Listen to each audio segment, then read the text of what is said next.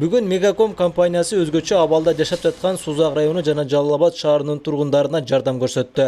Жардамдар тийиштүүлөргө өткөрүлүп берилди.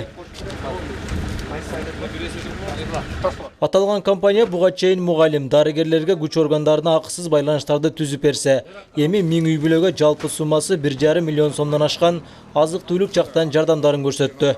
Мегаком компаниясы дайыма эл менен болуп келген, буга чейин да дайым биз эл менен биз бул өзгөчө абал киргенден баштап Мегаком компаниясы чертте калбастан элдерге жардам берүү максатында тамак аш боюнча жардам берүү боюнча биз 1000 үй бүлөгө жардам берели дегенбиз. Андан сырткары 1000 үй бүлөгө биз бекер байланыш, 1 айлык байланыш тартуу кылабыз. Ар бирине бирден сим карта беребиз. Ошону бекер байланыш алат, бекер интернет, бекер связь колдоно алат. Сузак районуна 700, Жалал-Абад шаарына 300 коробка бөлүнүп берилди. Келген азык-түлүктөр жардамга муктаж үй бүлөлөргө жеткирилет.